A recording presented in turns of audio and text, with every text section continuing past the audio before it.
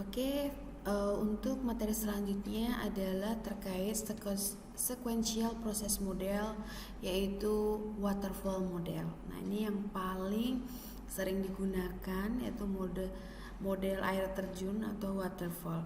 Saya di sini akan membahas terkait tahapannya. Jadi tahapan dalam waterfall itu seperti ini.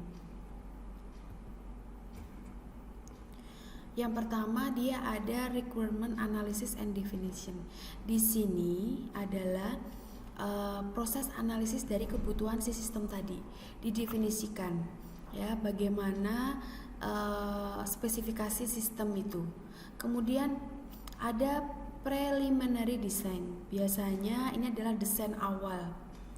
Desain awalnya secara garis besar seperti apa. Kemudian ada detail design. Jadi hasil general dari desain ini didetailkan seperti itu. Dia berlanjut seperti ini ya. Kalau sudah, intinya kalau dalam waterfall itu kalau ini baru selesai, udah selesai baru ke sini. Dia tidak bisa langsung loncat. Kemudian setelah desain dalam artian desain ya, preliminary design and detail design ini dapat berupa desain dari interaksi, desain dari database atau model datanya, kemudian desain dari mockup-nya, desain UI UX dan sebagainya. Kemudian ada implementation and model testing. Di sini dibuat aplikasinya tuh di development ya,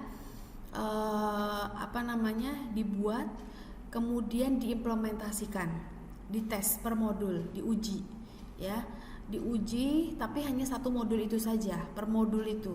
Nah, baru selanjutnya adalah integration and system testing. Di sini diintegrasikan. Kalau yang modul testing tadi, misalkan contohnya saya kalau di perusahaan itu kan ada sales, dari sales itu kan ke warehouse ya, dari warehouse nanti dia biasanya ke produksi ya, produksi pasti ke PPIC atau ke supplier, dia warehouse juga balik lagi. Nah, misalkan saya mau bikin terkait penerimaan barang, ya penerimaan barang saja itu, tidak terintegrasi dengan yang lain, misalnya dengan warehouse, dengan produksi ataupun apapun tidak terintegrasi. Tapi kalau integration and system testing, dia dari awal sampai dari depan, dari sales itu sampai terakhir seperti itu, sampai barang dibayar seperti itu. Kemudian ada documentation. Nah, documentation itu berarti dia adalah proses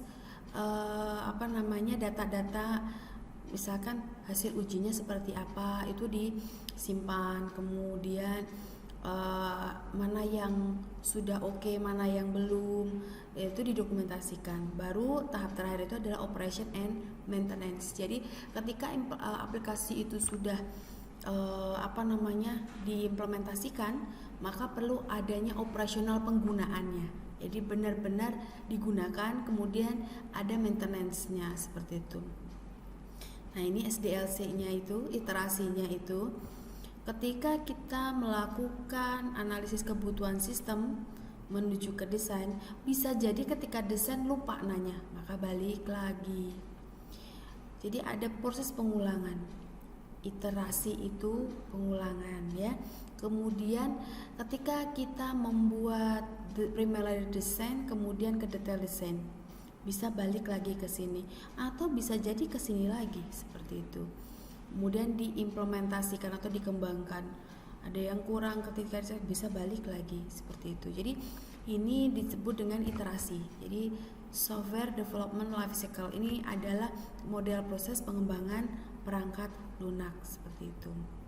Jadi ini life cycle-nya bisa kembali pada tahapan sebelumnya seperti itu.